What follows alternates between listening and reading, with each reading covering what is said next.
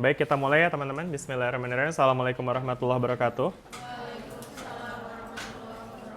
Apa kabar teman-teman semua? Sehat semuanya? Wah, akhirnya kita ketemu di ruangan yang adem. Tapi ya terakhir kemarin kita hari apa sih kuliah? Kamis ya, yang di ruangan panas itu ya. Jadi teman-teman hari ini kosong, nggak ada kuliah. Jam segini maksudnya. Ya, kemarin ngobrol sama Hilda, Hilda apa kita ya? Hilda. Ya rencananya kita mungkin akan bisa untuk geser yang jadwal hari Kamis tuh, karena kan hari Kamis kelasnya kayak sauna ya. Jadi mungkin yang kelas hari Kamis akan kita geser mulai minggu depan.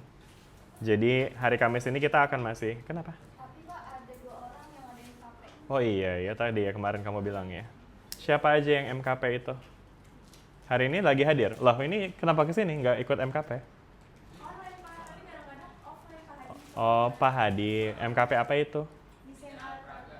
Oh oke, ya udah. Berarti ini sekarang lagi sambil ini tuh online di Zoom. Ya ampun. Oke. Selain itu ya udah kalau enggak alternatifnya bisa dicari lagi sih. Selain hari Selasa pagi kalian available-nya di hari apa lagi tuh? Ada nggak yang available selain Selasa pagi? Selasa siang jam berapa?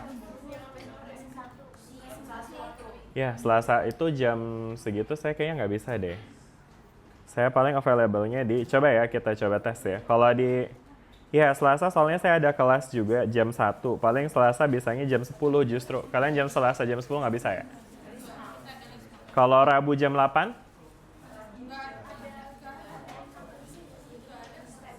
Ada MKP juga, ada yang ada. Kalau Rabu jam 1?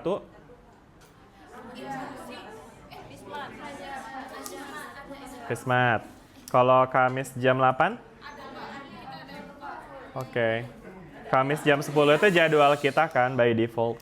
Kalau Kamis jam 1? Dismak juga. Jumat itu jadwal kita ya pagi ya. Jumat siang apa sekalian tuh kita Jumat doang. Susah ya kelihatannya agendanya ya. Iya. Ya udah mungkin nanti kita coba, mungkin ini Selasa buat jadi alternatif aja dulu kali ya. Mudah-mudahan aja nanti kita bisa cari waktu lainnya biar semuanya bisa hadir. Tapi ya sebenarnya sih paling ideal adalah kalau hari Kamis kita bisa dapat kelas pengganti ya. Maksudnya ruangan yang selain di situ ya, karena kayaknya kan panas banget. Atau mungkin ya nanti saya coba cari alternatif, atau mungkin kita perlu pasang kipas angin di situ. Atau mungkin teman-teman juga bisa prepare sendirilah gitu ya kan, bawa kipas angin kalau misalnya emang tahu bahwa kita misalnya kelasnya misalnya ternyata emang nggak bisa digeser gitu, sehingga mau nggak mau harus di GH8. Ya teman-teman udah tahu sendiri kondisi kelasnya seperti itu, jadi ya mohon siapkan perlengkapannya masing-masing biar bisa belajar dengan nyaman gitu. Oke ya. Tapi ya untuk minggu ini karena emang ini kita geseran dari hari Jumat yang lalu ya. Jadi minggu ini kita akan kuliah di hari Selasa dan hari Kamis di tempat seperti biasa dan juga hari Jumat insya Allah. Oke, kemudian kita akan melanjutkan perkuliahan. Namun sebelum kita mulai, apa yang biasa kita lakukan sebelum kita mulai materi? Bahas PR. Udah pada semangat nih, mari kita lihat. Tugas harian. Osilasi terpaksa dan resonansi. Oke, udah berapa yang kumpulin? 36 ya. Dari berapa total mahasiswanya? 39. Wow, udah hampir semuanya ya. Oke, good job. Mungkin saya perlu untuk buka absennya dulu. Di mana absennya? Daftar hadirin. Ada 39 ya kita ya? Oh iya benar ya, 39. Oke. Ada yang mau volunteer untuk ngebahas PR-nya? Mau siapa? Gita? Oke. Bentar, kayaknya Gita tuh awal-awal yang ngumpulinnya ya. Gila, paling pertama nih dia tanggal 4 ya. Boleh kita kasih aplaus dulu untuk Gita. Tanggal 4 tuh hari apa tuh berarti gitu? Hari Jumat ya langsung itu ya? Enggak ada yang hari Kamis ya kita kelasnya ya. Hari Jumat itu pas lagi libur tanggal merah itu kan ya harusnya. Oke, offline. Bentar, kayaknya saya harus pasang wifi dulu deh. Sebentar ya teman-teman. Sambil nunggu wifi-nya mungkin kayaknya kita perlu untuk copy soalnya dulu deh. Ada berapa soal kemarin yang dikerjain?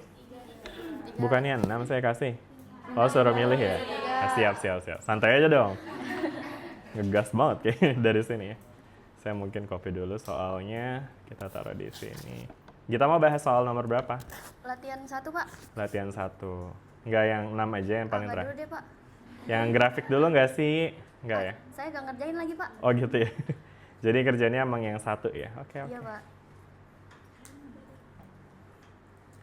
Kok nggak dapat terus? Mungkin kita perlu panjangin lagi segini. Nah, baru dapat ya. Oke. Udah bisa belum nih? Saya belum ganti wifi-nya ya.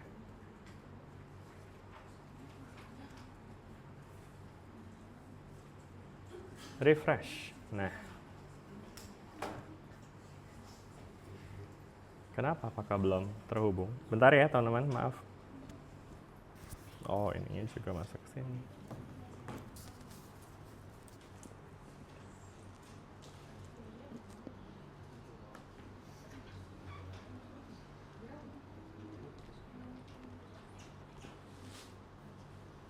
Nah.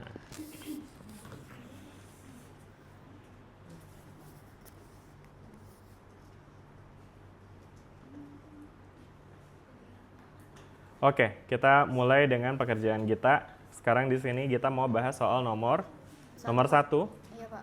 Bentar, ini kayaknya saya bisa pakai kursor deh biar ada bulet-buletnya. Oke, jadi nomor 1 itu yang ini ya. Dari mana nih kita ambilnya? Dari sini ya? Iya, Pak. Kurang atas dikit, Pak. Kurang atas dikit. Oke. Segini. Ketinggian, Pak. Oh, lagi. Dari latihan 1 aja, Pak. Nih biar ada gita-gitanya gitu ya kan di sini. Oh, biar keren ya. Iya dong. Biar ada gita washere gitu. Yang ini bukan sih? 1 itu maksudnya yang A bukan? Pak. Atau yang soal analitis yang ini? Itu, yang ada angka-angkanya. Oh, yang ada angka-angkanya. Bukannya yang dari analisis harusnya ya? Enggak ya, dari sini doang ya? Iya, Pak. Iya, perasaan bukannya saya tulisnya ini ya? Oh, tapi emang kita nggak ngerjain yang ini juga? Iya, Pak. Tapi kayaknya bisa deh dijawab dulu ini. Bedanya apa nih kita? Antara osilasi bebas teredam sama osilasi terpaksa? Waduh. Mic-nya ada di kita? Iya, ada di saya, Pak. Oke, bedanya apa nih kita antara osilasi teredam sama osilasi terpaksa? Aduh, ditembak gini ya. Apa ya? Iya kan kita udah belajar kemarin. Apa nih bedanya? Pokoknya yang saya ingat itu kalau terpaksa itu apa ya? Aduh, ada di kepala, susah keluar nih, Pak. Ada kepala susah keluar. Kalau bebas teredam gimana? Bebas teredam dulu deh. Benar, Pak. Di kepala saya tuh yang keluar terpaksa duluan. Boleh. Terpaksa itu kayak adanya apa ya? Apa sih? Kayak paksaan biar dia bekerja gitu, Pak. Ada gaya eksternal ya, Iya, ada gaya gaya dari eksternal. luar yang sifatnya sinusoidal yang memaksa dia bergetar Iya. secara osilasi. Kalau yang osilasi bebas teredam, bebas artinya dia tidak dipaksa. dipaksa. Tapi teredam artinya ada apa? Ada yang menahan dia. Ada yang nahan. Siapa yang nahan dia? Bebannya? Bebannya no. Gaya Gayanya. Gaya gesek. ya, gesekan ya. Yang Pak. kita kemarin asumsikan gaya geseknya itu sebanding dengan V. Makanya kalau kemarin teman-teman ingat itu selalu ada faktor negatif BV kan ya di hukum Newtonnya. Dan V-nya nanti bisa dituliskan pakai X aksen gitu. Oke, nah terus habis itu dan seterusnya lah ya. Mungkin kita sekarang masuk ke sini aja. Oke, kita gimana nih pekerjaannya nih? Boleh dijelasin?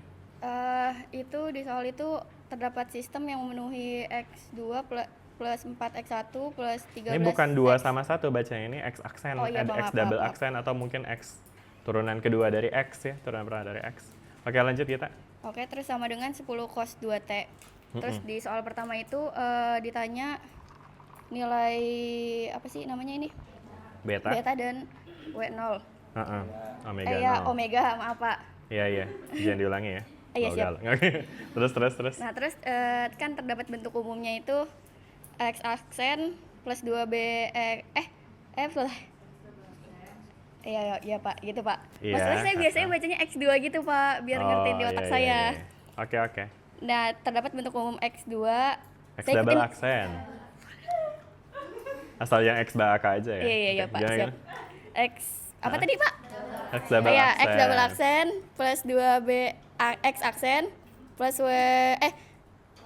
Oh, ini kita lagi bacain yang ini ya. 20 X sama dengan FO cos omega T.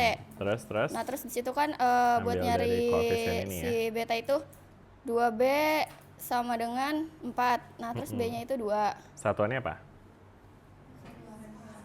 Per second. Baik nih teman-teman ya. Oke, good. Terus lanjut. Terus habis itu omega 2 Omega 0 kuadrat. omega 0 kuadrat sama dengan kan 13 di situ, Pak. Ya, dari sininya ya. Oke, Terus buat berarti nyari omega jadi dapat akar 13. Terus saya gituin Pak. Gituin. Diinin apa? Di apa? Dicari akarnya. Di akar. Oke, sip. Kayaknya belum selesai ya ini ya? Itu Mestinya- ada lagi Pak di bawahnya Pak. Oh, ada lanjutannya ya? Mana tadi pekerjaannya gitu? Oh, ini ya, nomor Nah, 2 iya, dan Pak. 3 ya? Oke. Kita copy dulu, terus kita taruh sini. Oke, lanjut kita. Nah terus habis itu yang kedua apa sih itu yang dua? Ini ya, solusi keadaan tunaknya ya? Oke, Iya. gimana tuh? bentuk solusi keadaan tunak itu kan XP T sama dengan A cos omega T dikurang apa sih itu yang lambang gitu Pak? Saya lupa deh. Sigma boy. Delta deh ini ya, delta. Kalau sigma tuh gini ya. Iya Kalau Pak. ini delta nggak sih? Iya nggak sih? Delta deh kayaknya. Kemarin saya bilang sigma ya? Iya. Ya kayaknya delta deh nih harusnya. Delta kecil. Kan kalau delta gede gini. Kalau ini jadinya delta gitu. Oke. Terus.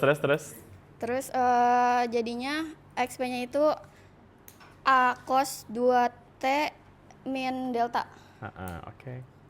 Terus habis itu udah ya Habis itu betul ya? soal ketiga itu Ketiga apa yang amplitudo ditanya? dan fase sistem. Oke, amplitudenya gimana nih? A sama dengan FO per itulah pokoknya. Ini bukannya ada per M-nya ya harusnya ya? Iya maaf Pak. Mana M-nya kok nggak ada? Apa emang nggak ada M ya di sini? Di soalnya ada nggak sih M-nya, masanya? Oh, Oh, nggak ada ya? oh iya.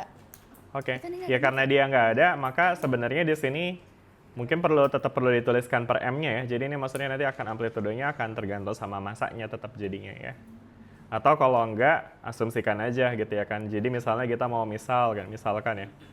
Asumsikan atau mungkin asumsikan massa benda sama dengan 1 kilogram misalnya biar gampang ya kan. Nah berarti nanti jadinya per 1 gitu ya kan. 10 per 1 jadinya 10. Jadi ke kanannya udah benar gitu. Oke, jadi maksudnya ini mungkin sayangnya sih sebenarnya yang salah. Idealnya kalau misalnya ditanya amplitudo harusnya M-nya udah dikasih tahu juga. Tapi karena di sini belum ada, jadi ya dikira-kira dibuat asumsi aja seperti itu. Atau kalau enggak, teman-teman juga bisa tulis dalam bentuk per M gitu. Jelas ya? Oke, lanjut kita. Oke, siap Pak. Terus kan FO-nya tadi 10. Terus per akar omega 0 kuadratnya itu kan 13. 13 ya Terus, tadi? Oh, karena ya. akar 13 tadi ya ini Iya, ya? Pak. Oh ya, oke. Terus Dikurang omeganya itu omega kan 2. kuadratnya. Habis itu Ini dari mana nih omeganya 2? 2 itu Iya, oh iya ini juga dari mana tadi? Oh dari ini ya, dari omeganya si Iya. ini ya, Iya, apa Pak. siapa namanya si gaya eksternalnya ya? Oke. Nah terus terus tambah. ditambah 2 dikali Hitung, B-nya ya. tadi kan 2. Terus omeganya itu kan 2 juga. Nah, terus jadilah seperti itu. Satuannya apa nih nanti jadinya? Meter. Meter ya. Oke, sip. Nah terus habis itu dia ini nanya apa sih? Fasenya juga ya, berarti si Iya. deltanya ya. Tan delta. Gimana ngitung tan delta? Pakai rumus juga ya ini ya langsung ya. Iya, Pak. Oke, dapat segini, deltanya sama dengan segini radian. Oke, udah ya cukup ya. Oke, boleh kita kasih plus buat Gita. Makasih. Pak, request warna ungu dong, Pak. Kenapa? Request warna ungu boleh Warna nggak? ungu, boleh. Ya. Terima kasih ya, Bapak. Iya. Ungu ya? Ini Iya, berarti ungu ya? Ungu muda apa ungu tua? Ungu tua, Pak, ungu tua. Tua. Berapa tahun? 50 tahun? 60 tahun? Gak lucu. Sorry. Oke, ini dia jadi ini Gita Putri Azahra. Saya kasih 2 deh karena ngumpulin pertama juga. Oke, nice. Kita lanjut lagi. Mungkin satu orang lagi. Ada yang mau bahas PR-nya?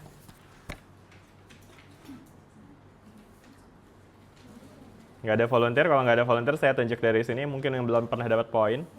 Di sini ada Siti Nur Ainun. Mana Siti? Siti udah kerjain PR? Oke, Siti mau bahas PR-nya? Mau nggak? Cuma latihan 2. Latihan 2, oke boleh. Siti nomor berapa tadi ininya? Kenapa sih dipanggilnya bukan Siti? Ainun, maaf. Siti.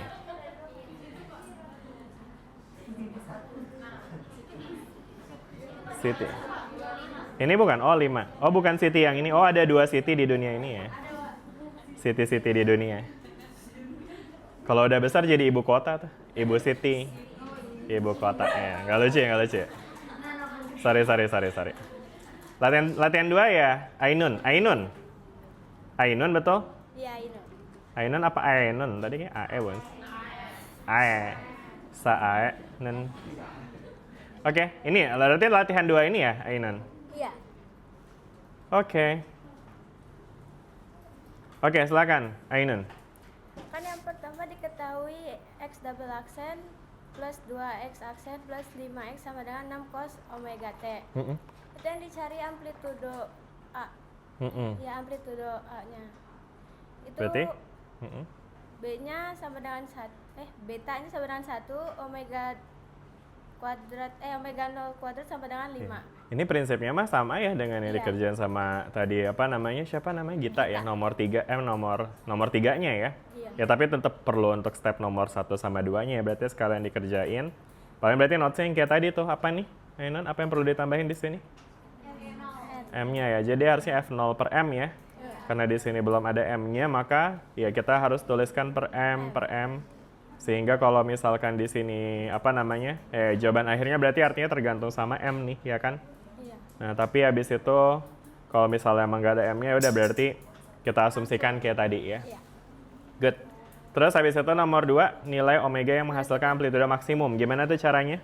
Itu yang pertama kan rumusnya omega sama dengan akar omega 0 kuadrat dikurang min 2 beta kuadrat. Itu langsung dimasukin karena udah ada betanya sama omega kuadratnya. Iya. Tapi ngomong-ngomong kemarin sempat dibahas nggak sih rumus ini tuh dari mana? Tentang omega maksimum. Dari mana? Turunannya siapa?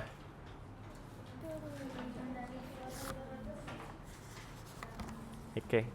Saya ngecek di note sebenarnya belum ada sih kayaknya. Cuma ini kan nilai maksimum ya. Mungkin ini tambahan sedikit teman-teman. Kayak kemarin belum sempat ke cover.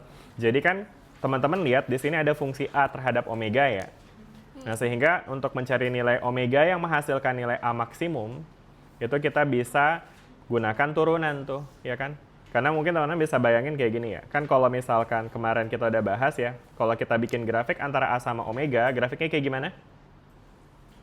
Ini namanya grafik resonansi nih teman-teman ya, di mana ada suatu nilai omega tertentu yang menghasilkan A yang maksimum ya kan.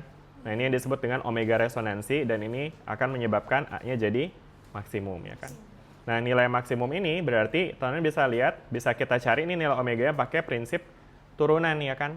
Di mana turunan itu secara prinsip dia menggambarkan garis singgung terhadap kurva, ya enggak? Gradien garis singgung kurva. Nah, sedangkan di titik maksimum ini, kita bisa lihat garis singgungnya akan menjadi garis singgung yang mendatar nih, ya kan? Sehingga kalau garis singgungnya itu datar, berarti gradiennya gimana? Gradien dari garis singgung. Gradien dari garis mendatar. Gradien itu artinya apa sih, teman-teman? Kemiringan. Kalau garisnya datar, berarti miring nggak? Enggak. Berarti gradiennya berapa? 0, exactly. Jadi gradiennya 0 di sini, teman-teman. Alias, nah, sedangkan gradien atau gradien itu kan bisa kita gambarkan dengan turunan ya. Berarti ini dA per d omeganya itu harus sama dengan 0 gitu ya. Nah, jadi artinya kalau tadi kita punya ekspresi untuk A dan kemudian kita turunkan terhadap omega dan kita bikin sama dengan 0, nah nanti nih saya teman-teman akan dapat ini gitu. Jadi tadi ya, jadi kalau misalkan mungkin saya tulisnya dA per d omeganya sama dengan 0, nah nanti teman-teman akan dapat omeganya itu akan sama dengan akar dari omega 0 kuadrat tambah apa kurang 2 beta kuadrat gitu ya. Ya nanti ini bisa dikulik aja lagi ya.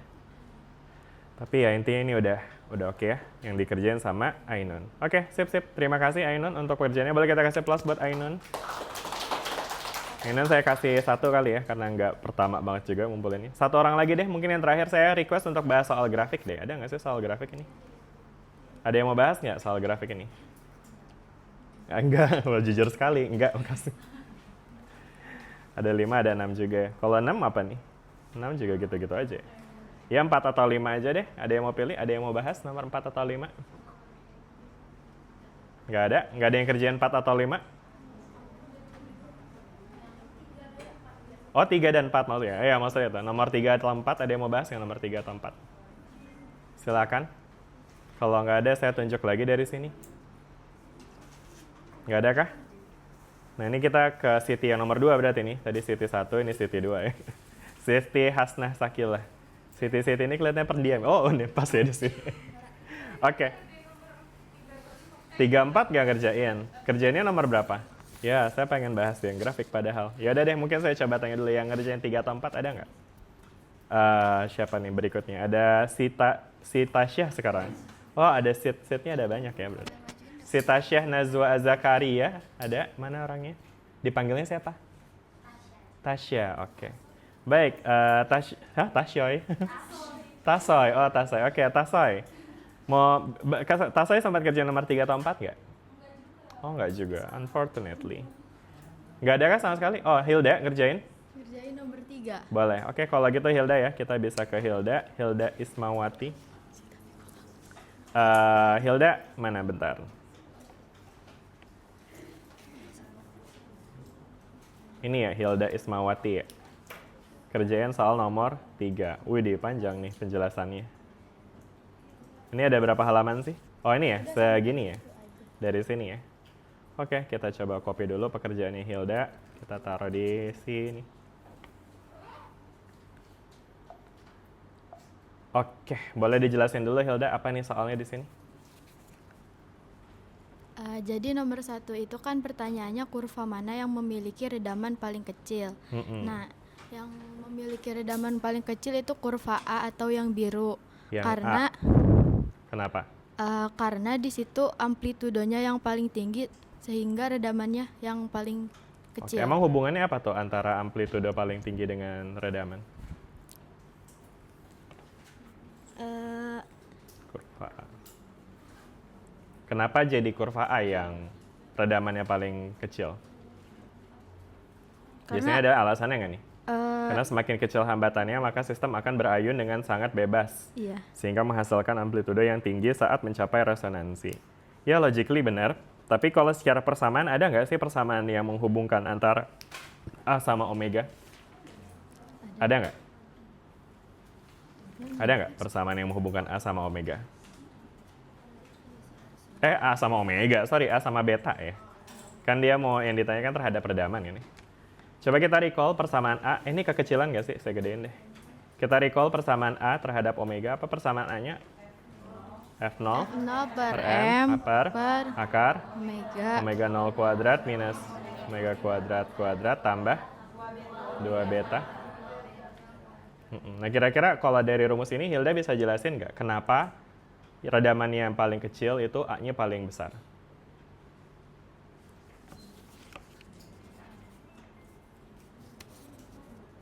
Ini interpretasi rumus ya. Kira-kira Hilda bisa nggak jelasin kenapa tadi Hilda menjawab bahwa yang redamannya paling kecil itu adalah yang amplitudenya paling besar. Berdasarkan rumus ini, kira-kira gimana cara kita jelasinnya? Apa simbol redaman? Redaman dipengaruhi oleh apa nih? Kalau dari rumus ini ada nggak sih variabel yang menggambarkan redaman? Beta. Terus amplitudonya? Ini ya kan? Coba tuh, lo udah saya highlight tuh. Kira-kira bisa nggak dijelasin secara matematis? Kenapa redaman yang paling kecil itu bisa didapat pas A-nya yang paling besar? Ya, boleh silakan. Bentar, ini kasih mic-nya dulu ke depan. Boleh. Kenapa nggak usah? Jangan, nggak kedengeran ntar. Ntar kalau buat nge-review jadi lupa jawaban Ilham ya. Gimana Ilham? Seperti yang udah dijelasin kemarin Pak. Itu misalkan saya ambil betanya tuh 0 kan. Nah itu jadi per 0 kan ya Pak ya. Jadi untuk amplitudonya bisa kita katakan jadi tak terdefinisi Pak. Karena per 0 gitu ya? Iya. Oke. Jadi terus? amplitudonya tuh sangat besar gitu Pak. Karena beta itu sendiri.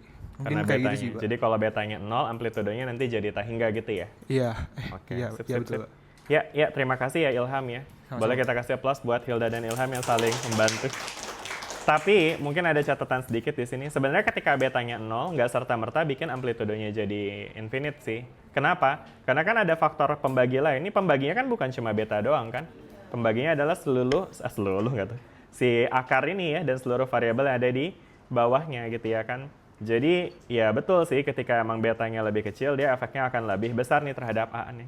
Nah ini mungkin bisa menjawab pertanyaan yang tadi diajukan ke Hilda. Jadi cara kita mengkonklusikan mana yang betanya paling kecil dengan A paling besar itu adalah karena ada hubungan yang sifatnya ini berbanding terbalik sebutannya. Ya, karena teman lihat beta sebagai pembagi sedangkan A adalah hasil bagi. Sehingga kalau kita mau cari beta yang mana yang paling kecil, kita bisa bayangkan secara matematis kalau kita kecilin nilai betanya, hasilnya bakal makin kecil, makin besar. Makin besar ya, makin kecil pembagi, makin besar hasil bagi. Sehingga dari sini kita bisa interpretasikan bahwa beta yang paling kecil akan dimiliki oleh A yang paling besar. Nah, itu cukup untuk menjawab pertanyaannya Hilda sebetulnya. Nah, tapi kalau yang tadi ditambahin sama Ilham terkait dengan ketika betanya 0 akan jadi tahingga, itu sebenarnya ada kondisi tambahannya tuh, yaitu pembaginya seluruhnya harus 0, bukan cuma betanya doang ya. Jadi maksudnya gini, karena ketika betanya 0, belum tentu bagian yang ini 0 kan ya? Bagian ini tuh menggambarkan apa sih? Omega 0 dikurang omega. Omega 0 itu apa sih? Omega 0 itu adalah frekuensi sistemnya ya, yang dia tuh bisa ditentukan dari akar K per M ya kalau nggak salah. Sedangkan kalau omega yang ini adalah frekuensi sudut dari si gaya eksternalnya ya kan. Nah, jadi kondisi yang akan terjadi yang menyebabkan dia 0 adalah ketika mereka sama, ya enggak? Jadi artinya ada istilahnya tuh frekuensi match nih antara frekuensi sistem yang kadang disebut juga dengan frekuensi natural atau si omega 0 dengan frekuensi eksternalnya gitu. Jadi kalau misalkan dia match nih frekuensinya, maka nanti akan semakin kecil dan bahkan 0 ya kalau dia exactly sama, dan ini akan menyebabkan amplitudenya jadi infinite nih kalau misalnya betanya 0 juga gitu. Ya kan? Dan ini yang dan ini adalah faktor yang akan mempengaruhi resonansi ini tadi nih teman-teman, sehingga amplitudenya jadi maksimum. Dan ini yang kemarin kita diskusiin juga tuh teman-teman ya, tentang fenomena apa sih namanya? Gelas pecah, kemarin kita udah bahas ya. Atau mungkin jembatan roboh atau gedung yang bisa runtuh ketika ada gempa. Itu bukan karena gempanya semata-mata kuat. Ya memang iya mungkin gempanya kuat juga, tapi karena ada frekuensinya itu yang match dengan frekuensi gempa, sehingga dia akan teramplifikasi, amplitudenya itu akan jadi maksimum gitu. Oke, jelas ya sampai sini teman-teman ya. Oke, jadi itu ya tadi Hilda. Boleh, ini kayak urusan dengan Hilda belum selesai, baru satu doang. Nomor 2-nya apa nih Hilda? Kurva mana yang memiliki amplitudo maksimum terbesar? Nah, ini mah gampang ya. Udah kelihatan dari grafik ya. Yang mana? Yang A. Kurva A. Nah, terus habis itu nomor 3, bagaimana posisi frekuensi resonansi berubah saat redaman meningkat? Gimana nih? Jadi posisi frekuensinya Pelan banget sih, Hilda, yang lain nggak kedengeran ya. Gimana posisi frekuensi resonansinya? Jawaban Hilda di sini gimana? frekuensi resonansinya terlihat sedikit bergeser ke arah kiri atau Bergeser ke mengecil. arah kiri, ya, atau mengecil ya. Tahu dari mana tuh? Ini gambarnya. Gimana? Kelihatan dari sini ya sebenarnya kan ya. Tadi mana yang betanya paling besar? Yang biru, oranye atau hijau? Yang Jadi ini beta yang paling kecil ya, betanya low ya kan. Terus yang hijau ini adalah betanya yang paling high ya kan. Nah terus habis itu sekarang kalau kita lihat nih, frekuensi resonansinya sama apa beda nih? beda. Ternyata berbeza ya. Ini ada omega dari yang pertama ya kan ya. Untuk yang beta yang lebih rendah, lebih tinggi. Lebih rendah betanya ya. Sedangkan ini adalah untuk yang betanya lebih tinggi ya kan. Jadi dari sini kelihatan ya, ketika betanya lebih tinggi, maka omeganya jadi makin geser ke kiri ya kan. Secara matematis itu digambarkan juga oleh persamaan ini nih yang tadi dijawab sama Ainun ya.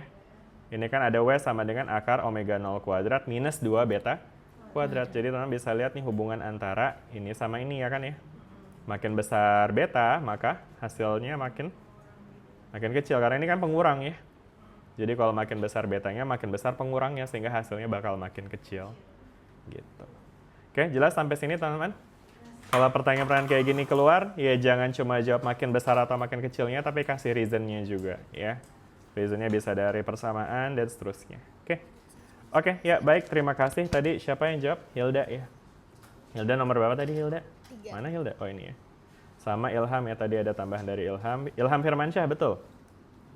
Oke, sip. Hah, salah. Betul kan? Ya, boleh kita kasih plus buat Hilda sama Ilham. Oke, ya rasanya cukup ya teman-teman. Ada yang lagi yang mau bahas PR-nya? Atau udah cukup, mau move on? Sudah cukup letih dengan PR? Move on aja. Lanjut aja ya. Oke. Lanjutkan. Baik, kalau gitu sekarang kita akan lanjut lagi. Mungkin ini nanti saya delete aja lah. Sekarang kita akan masuk ke materi kita hari ini teman-teman, yaitu tentang Nah, apa hari ini? Kita mau bahas apa hari ini? Hari ini kita akan membahas tentang sistem tergandeng dan mode normal. Waduh, apaan tuh sistem tergandeng? Ya, jadi mungkin kita mendefinisikan dulu apa yang akan kita bahas. Jadi sistem tergandeng ini tuh sebenarnya adalah padanan kata dari coupled system. Coupled system. Couple kan artinya berpasangan ya sebenarnya. Kenapa jadi tergandeng ya? I don't know. Bergandengan, emang yang berpasangan selalu bergandengan ya? Gitu ya? Oh enggak. Menyeberang. Ada dinding pemisah ya, misal beda agama gitu ya kan, ya enggak bisa. Dinding tertinggi. Oh, ada yang ngalamin itu yang nya paling gede tuh. Waduh. Oke. Ya, jadi sistem tergandeng alias coupled system itu adalah sistem osilasi dari benda yang terhubung gitu ya. Jadi kalau misalkan teman-teman recall dari apa yang kita udah bahas kemarin tuh kita masih ngomongin soal sistem benda, satu buah benda ya kan, sistem satu benda ya kan, kayak misalnya kita punya pegas yang berosilasi, kita punya massa yang berosilasi akibat dihubungkan oleh pegas, atau bisa juga pada kasus bandul ya kemarin, ya kan. Nah, ini adalah sistem benda yang sifatnya itu sendiri ya kan, benda unity gitu, benda tunggal. Nah, sedangkan di case yang akan kita bahas, kita akan membahas case yang sedikit lebih challenging karena kali ini kita akan membahas benda kayak misalnya sistem pegas nih, kayak gini misalnya, yang terhubung dengan benda lain. Jadi instead of terhubung sama tembok, sekarang dia akan terhubung sama benda. Nah, kebayangan tuh kayak gimana ribetnya. Tapi ini kasus-kasus real juga banyak nih yang digambarkan kayak gini. Contohnya kayak misalnya molekul atau atom kayak misalnya kayak gini tuh apa sih, kayak gas-gas hidrogen H2, hidrogen H2 nggak sih? Nggak tahu deh ya, kenapa ada kimia-kimianya itu kan nih. Ya maksudnya yang gas yang terhubung oleh dua molekul gitu ya. Ya itu dia, molekul yang tersusun dari dua atom gitu atau dua partikel. Nah, ini dia akan melakukan vibrasi dengan sistem yang bekerja secara coupled atau tergandeng. Okay? Atau bahkan kita juga bisa bikin si pegasnya itu terhubung dari dua bandul gitu. Jadi kayak misalnya di sini kita punya bandul kayak gini. Kebayang nggak tuh teman-teman? Jadi dia berayun sekaligus berosilasi, bervibrasi gitu ya kan. Yang tentunya ini kalau kita lihat kayaknya ya bakal jauh lebih rumit ya dari yang kemarin kita punya. Tapi it's okay, kita coba kunyah bareng-bareng. Mudah-mudahan dengan apa yang kita pelajari hari ini kita bisa memodelkan bahwa sebenarnya nanti kita akan lihat bahwa untuk kasus yang meskipun kelihatan lebih ribet kayak gini ya, tapi nanti ternyata kita bakal bisa lihat ada bagian-bagiannya gitu ya. Dan bagian-bagian tersebutlah yang nantinya akan menyusun osilasi dari sistem tergandeng ini. Oke, jadi ini tadi ya kita udah bahas ya tentang gambaran umumnya. Jadi di pertemuan sebelumnya kita udah bahas yang kasus tunggal, sedangkan untuk kasus yang sekarang kita akan bahas tentang kayak contohnya dua massa yang dihubungkan oleh pegas atau dua bandul yang dihubungkan oleh pegas atau batang, terus kemudian juga ada atom-atom dalam suatu molekul yang berikatan. Nah, sistem ini yang disebut sebagai sistem tergandeng atau coupled system. Ya. Oke. Nah, nanti kenapa sistem tergandeng ini penting ya? Jadi nanti teman-teman akan lihat, jadi bedanya nanti dengan osilator tunggal atau osilator yang tersusun oleh satu benda, itu dia kan cuma punya satu frekuensi alami ya. Kayak cuma ada omega 0 itu yang disebut dengan frekuensi alami. Ya meskipun dia sistem osilasinya terpaksa, yang ada gaya eksternalnya ya kan. Nah, omeganya itu dia adalah omega eksternal tuh, bukan omega alaminya ya. Nah, sedangkan pada kasus benda tercouple atau tergandeng, itu nanti kita akan melihat bahwa dia tuh nanti frekuensi alaminya akan lebih dari satu tuh ya. Oke. Dan ini mungkin akan kita bisa bayangkan, bisa kita pakai nih konsep ini untuk menganalisis benda-benda yang lebih complicated ya. Karena ya secara prinsip udah teman-teman tentu bisa bayangin ya, dua tentu lebih banyak ya daripada satu ya. Dan dengan memahami cara mempelajari sistem osilasi dua benda, nanti kita bisa mempelajari juga sistem osilasi gabungan benda gitu yang kemudian menyusun suatu objek. Kayak misalnya tadi kita ngomongin kayak gedung gitu ya kan. Gedung itu kan nggak cuma satu biji ya, itu kayak banyak susunan-susunannya kan ya. Nah, itu setiap setiap komponennya akan punya frekuensi alami yang sebenarnya asalnya itu dianalisis dari sistem tergandeng ini gitu. Oke ya. Nah, sehingga nanti intinya karena ada lebih dari satu frekuensi alami, maka ya jangan kaget kalau nanti mungkin akan jadi lebih kompleks ya kan. Kemudian nanti juga akan ada perpindahan energi nih antara bagian sistem ya. Perpindahan energi ini sendiri terjadi karena ya tadi again kita punya dua sistem, di mana sebelumnya bukan dua sistem, dua benda di dalam satu sistem ya. Sedangkan kalau yang sebenarnya tunggal itu kan yang berosilasi dia doang ya. Jadi energinya tuh pasti di situ-situ aja tuh. Paling cuma berubah dari potensial ke kinetik, kinetik ke potensial, tapi energi totalnya, apalagi kalau kita ngomongin GHS ya, energinya ya segitu-segitu aja, di situ-situ aja. Nah, tapi kalau kita ngomongin energi yang tergandeng itu nanti, energinya nanti bakal bisa pindah tuh antara benda satu ke benda dua, ke benda satu ke benda dua, dan seterusnya. Oke ya? Gitu ya. Oke, nah sekarang kita akan level up jadi ya, dari model sederhana ke sistem yang lebih realistis, di mana sekarang kita akan mulai dengan kasus yang pertama dulu, yaitu kasus dua massa yang dihubungkan oleh pegas. Oke? Dan juga nanti yang kedua kita juga akan bahas tentang kalau bandul yang dihubungkan oleh pegas itu bakalan kayak gimana. Ya. Oke, nanti akan kita lihat untuk menyelesaikan permasalahan tersebut, nanti kita akan define ada yang namanya mode normal sama koordinat normal. Ya, itu nanti sekalian kita bahas ya sambil jalan. Nah, ini adalah CPMK-nya hari ini. Jadi harapannya teman-teman bisa memodelkan sistem osilator tergandeng, menurunkan persamaan gerak, menjelaskan konsep mode normal dan koordinat normal, menentukan frekuensi eigen, waduh, bahasanya ribet sekali, dan juga menginterpretasikan gerak sistemnya. Oke, nah ini ada prasyaratnya. Ya ini udah lulus semua ya dengan ini ya. Osilasi harmonis sederhana masih ingat?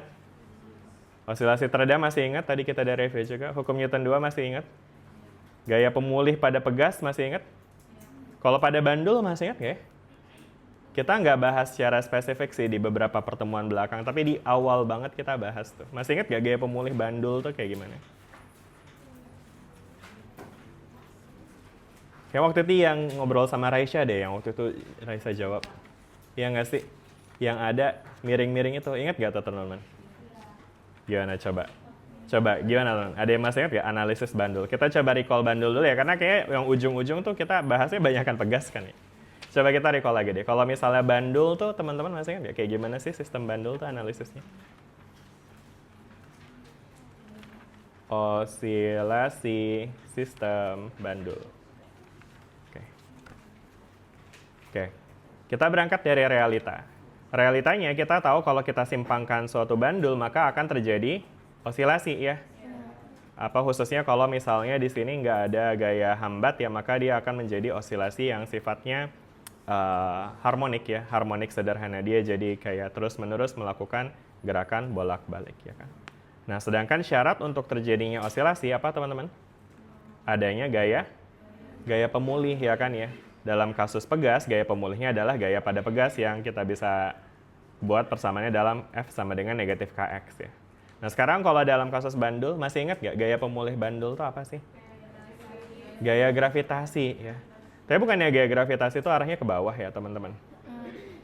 Tapi kan ini dia gesernya ke kanan. Kok dia bisa memulihkan ke kanan padahal dia gaya beratnya ke bawah? Nah good. Gimana tuh dia arahnya gimana? Selalu menuju ke posisi tengah ya. Dari mana tuh kok bisa bukannya ini ke bawah arahnya? Karena masih ingat nggak kemarin teman-teman analisisnya gimana? Besarnya apa? Nah ada kaitannya dengan theta tuh ya. Jadi kalau teman-teman ingat nih, kan kalau misalnya kita asumsikan ada gaya pada benda yang berarah ke bawah, idealnya ya dia akan gerak sesuai dengan arah gayanya, yaitu ke bawah ya. Tapi realitanya apa? Dia bergerak ke bawah nggak? Kemana dia geraknya? Kenapa dia gerak ke kanan instead of ke bawah? Karena ada tali. Nah, jadi ini tali ini menjadi faktor kunci dari dia itu jadi ada gaya pemulih ke kanan ya. Kenapa? Karena talinya nahan. Jadi ada gaya tegang tali, gaya yang diberikan oleh tali pada si benda yang arahnya tentu sejajar dengan talinya ya kan. Nah jadi artinya MG ini kemudian akan diproyeksikan nih teman-teman, karena kan ini nggak segaris ya. Dan kalau teman-teman ingat cara kita analisis gaya itu kita perlu bikin supaya gayanya segaris dulu. Dan dalam hal ini yang kita bikin segaris itu adalah bukan T-nya, meskipun kelihatannya T-nya yang miring ya. Nah tapi karena di sini kita lihat arah geraknya pun juga relatif ke arah kanan bawah gitu kan.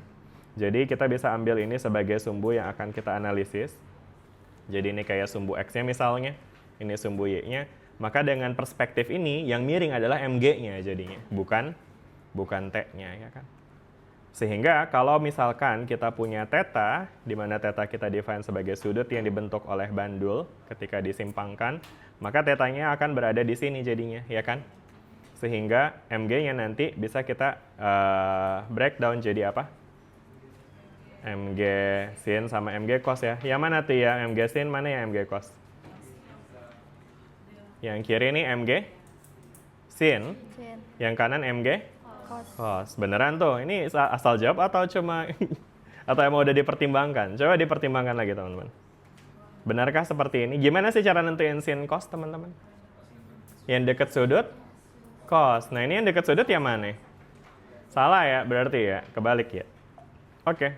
Ya ini banyak shortcutnya untuk ngafalin gini-ginian ya. Tapi kalau teman-teman lupa, teman-teman bisa recall konsep trigonometri lagi. Sin itu adalah depan per samping, cos itu. Sarah ya? Saya salah ya? Sin itu apa tadi? Depan per miring. Terus cos itu samping miring ya kan. Nah sekarang kalau misalkan kita lihat kayak gini kan sebenarnya mungkin kita kasih nama dulu ya. Ini kita kasih nama MGY misalnya dan ini MGX karena sejajar dengan sumbu Y dan X yang kita gambar di sini. Nah si MGX ini bisa nih kita gambarin di sebelah sini juga nih teman-teman ya. Kebayang nggak nih? Karena kan ini sama ya arahnya begini kan. Nah sehingga dia akan membangun suatu segitiga siku-siku ya kan. Di mana sisi sampingnya adalah MGY, sisi miringnya adalah MG dan sisi depannya adalah MGX ya kan. Nah sehingga dengan demikian kalau kita define sin theta sebagai depan per miring, depannya apa ini? MGX ya kan. Sedangkan miringnya MG ya kan. Sehingga kita dari sini kita akan bisa define MGX-nya jadinya sama dengan MG sin theta ya. Jelas nggak sampai situ? Ya dengan cara yang sama nanti teman-teman bisa dapetin MG jadinya MG cos theta ya. Makanya kita bisa kita bisa define yang berarah ke kanan ini adalah MG sin theta, sedangkan yang berarah ke sini adalah MG cos theta. Jelas sampai sini teman-teman? Ada pertanyaan nggak? Nggak ya? Oke deh, sip. Selanjutnya, yaudah berarti dari sini nanti yang akan cancelling out itu adalah T dengan si MG cos theta-nya ya. Karena realitanya kita ngelihat bolanya nggak menjauh atau mendekat dari tali ya. Dia selalu berada pada jarak konstan terhadap tali ya, sehingga artinya kita bisa simpulkan bahwa T dan MG cos theta-nya ini dia sama besar. Sehingga yang tersisa adalah MG cos sin theta dan MG sin theta ya. Dan MG sin theta inilah yang akan berperan sebagai gaya pemulih. Nah sekarang kalau misalkan kita definisikan MG sin theta ini pada sudut theta yang sangat kecil ya. Jadi ini ada pendekatan theta sangat kecil nih teman-teman ya. Dimana kalau misalnya kita misalkan asumsikan tetanya itu sangat kecil ya. Nah itu kita bisa define tetanya itu mendekati 0 gitu ya kan. Nah nanti akan ada hal yang unik di sini yaitu hubungan ketika tetanya itu sangat kecil itu nanti kita akan bisa lihat dari ininya nih teman-teman, bentuknya ya, dimana kalau tetanya kecil itu nanti secara aktual kita bakal bisa bayangin tuh segitiga tuh bakalan kayak gini tuh teman-teman ya. Bisa dibayangin nggak teman-teman? Ya sehingga dari sini kita bisa bayangin kayak ini adalah si simpangannya, misalnya kita kasih nama X ya kan, dan ini adalah L-nya nih, dimana L itu adalah panjang tali ya kan. Ini L, ini juga L gitu ya kan. Dan ini adalah theta. Oke, bisa dibayangin nih teman-teman kalau misalnya diasumsikan tetanya sangat kecil. Dia nanti kayak kecil banget ya kan, sehingga nanti nilai X-nya ini akan ya nilainya kecil, jauh lebih kecil ketimbang nilai L-nya ini sendiri gitu ya kan. Nah, sehingga dengan demikian artinya jadi nanti kita akan ngelihat nilai sin theta sama tan tetanya itu akan mendekati nilai tetanya itu sendiri. Atau mungkin kita bisa langsung pakai ininya deh. Case-nya di sini kan adalah sin theta. Jadi maksudnya gini, ketika tetanya sama mendekati 0, maka nanti nilai sin theta itu akan mendekati nilai tetanya itu sendiri. Maksudnya apa nih? Maksudnya gini, teman-teman ingat nggak kalau tetanya 0, sin-nya berapa? Sin-nya 0 ya. Sepakat ya? Kalau tetanya 30, sin-nya setengah. Kalau tetanya 60, sin-nya setengah akar 3 gitu ya kan. Kalau tetanya 90, sinnya 1 ya. Jadi teman-teman artinya bisa ngeliat bahwa theta sama sin itu ya emang nilainya beda kalau misalnya gede. Tapi ketika tetanya 0, sin tetanya jadi 0. Bahkan ketika tetanya 0,01, niscaya sin tetanya juga bakalan segitu juga. Kalau nggak percaya, kita coba aja ya, misalnya sin 0,01 ya kan. Nah itu berapa tuh? 0,009 nih. Anyway ini pakai radian sih, bukan pakai degree ya. Jadi mungkin yang tadi saya define itu harusnya tetanya itu berkaitan sama theta dalam radian, oke? Jadi ada sifat seperti ini ketika tetanya sangat kecil. Jadi ketika theta kecil, maka nilai sin theta akan mendekati nilai tetanya itu sendiri, sehingga nilai sin theta itu akan mendekati nilai theta, ya kan? Nah, sehingga dengan demikian kita bisa definisikan kembali si sin tetanya ini sebagai apa nih? Kalau dia posisinya kayak gini, theta itu apa? Sin theta itu apa? Depan per miring kan ya. Depannya ini X ya kan, miringnya. Nah, ini miringnya juga mirip-mirip ya. L sama L itu sama, saya samping sama miringnya jadinya jadi hampir sama besar gitu ya kan. Jadi ini artinya nanti akan jadi X per L sama dengan mendekati nilai tetanya ya kan. Kok 0 ini theta ya, bukan 0 ya guys. Gitu ya. Nah, tapi yang jadi akar utama dari solusi ini adalah ini sih teman-teman. Dimana nanti nilai sin theta ini nanti bisa kita ganti dengan X per L gitu ya. Sehingga jadi nanti Mg sin tetanya nanti akan bisa kita ganti dengan Mgx per L, oke? Ya.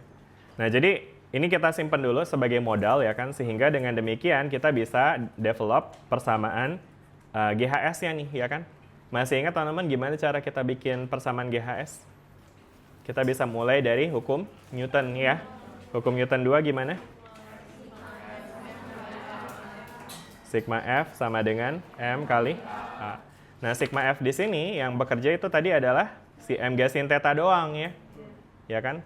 Jadi di sini ada Mg sin theta yang tentunya berlawanan dengan simpangan ya. Karena teman-teman bisa lihat ya, ketika dia menyimpang ke kiri, Mg sin tetanya ke kanan. Kalau simpangannya ke kanan, Mg sin tetanya ke kiri gitu ya. Jadi artinya di sini sigma F-nya itu akan bisa kita nyatakan dengan negatif Mg sin theta sama dengan M A. Nah, sekarang sin tetanya kita nyatakan dengan Mg X per L ya.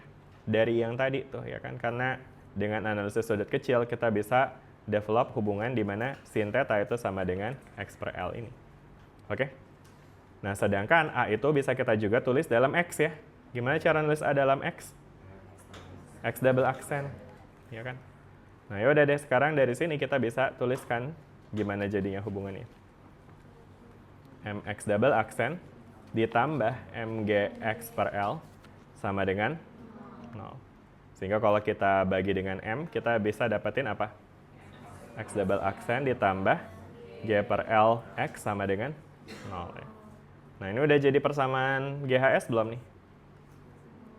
Udah ya, karena persamaan GHS itu kan secara umum bisa kita tuliskan dalam X double aksen ditambah omega kuadrat X sama dengan 0 ya kan?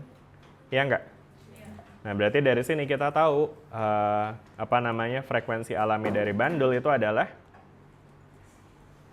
apa nih? Frekuensi sudut alaminya itu si omega kuadrat ini kan ya? Adalah G per L ya. Jadi omega kuadrat sama dengan G per L ya kan? Atau omega sama dengan akar dari G per L. Nah, ini adalah akar frekuensi alami dari sistem bandul, ya. Jelas sampai sini? Pernah lihat rumus ini? Masa? Mungkin pernah lihat di rumus frekuensi kali ya. Kalau frekuensi bandul, kamu ingat nggak sih? Yang ada 1/2 pi akar G per L gitu-gitu, nggak pernah ingat? Belum pernah? Lupa? Ini harusnya masuk di materi kurikulum SMA juga sih harusnya. Jadi nanti kalau teman-teman ngajar bagian modul getaran harmonik, itu biasanya dikasih tuh rumus frekuensi bandul, tapi itu given nih. Jadi jangan suruh murid kalian nurunin kayak gini, ntar pusing mereka. Ini levelnya mahasiswa gitu ya. Tapi maksudnya untuk mahasiswa kalian perlu tahu bahwa frekuensi bandul itu didapat dari penurunan GHS dari hukum Newton ini ya. Tadi rumus yang saya maksud tuh ini loh teman-teman. Jadi kan teman-teman ingat kan ya, omega itu kan bisa juga kita tulis dalam 2πf ya. Jadi kalau 2πf sama dengan akar G per L, berarti F sama dengan 1/2 pi akar G per L nih. Nggak pernahkah lihat rumus ini? Ya mungkin ada yang pernah, ada yang belum ya. Mungkin yang belum pernah. Atau mungkin lupa aja kali ya. Lupa iya Pak. Gak inget nih Iya. Pak. Oke lah ya, gitu ya teman-teman. Jelas nggak sampai sini? Ini ngomongin soal bandul ya. Jadi bedanya bandul sama pegas pada akhirnya kalau kasus GHS ya mirip-mirip ya, cuma beda di frekuensi aja ya. Kalau bandul kan G per L nih. Kalau di pegas masih ingat nggak kemarin apa nih yang ada di sini? K per M, betul. Oke, sip. Oke, kalau gitu kita lanjut ya teman-teman ya. Nah sekarang kita akan ngebahas soal kasus yang sedikit lebih advance, yaitu tentang sistem tergandeng. Saya ngeliat waktu, kayaknya saya cuma punya waktu 40 menit lagi ya. Jadi sebenarnya ada basic-basicnya dulu nih. Ngomongin soal yang case yang sebenarnya yang lebih sederhana dari bandul yang tergandeng itu adalah massa yang tergandeng ya.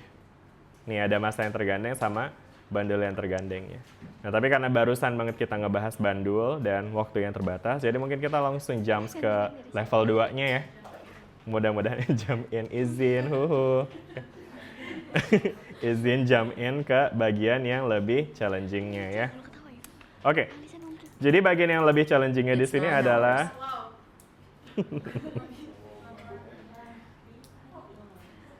Oke, ini teman-teman ya. Jadi ini bagian tadi ya, kita udah ngomongin soal bandul kan ya teman-teman ya, yang case-nya adalah kayak gini ya. Nah sekarang kita akan ngomongin soal bandul yang tergandeng ya kan. Jadi di bandul tergandeng itu, di model yang kita punya nanti, kita punya bandul yang dihubungkan oleh pegas ya. Jadi bandulnya ada dua. Sebenarnya bandulnya agak random sih gerakannya, dia belum tentu bareng ya. Jadi teman-teman mungkin bisa bayangin kayak gini tuh teman-teman. Oke. Nah, terus habis itu ada pegasnya nih di sini, ya kan? Nah, kan tuh lihatnya aja udah males ya kayaknya. Nah, mungkin biar lebih sederhana, kita define aja masanya sama ya. Jadi yang satu masanya M, yang satunya lagi juga masanya M, sedangkan si pegasnya ini memiliki konstanta K. Oke? Gitu ya.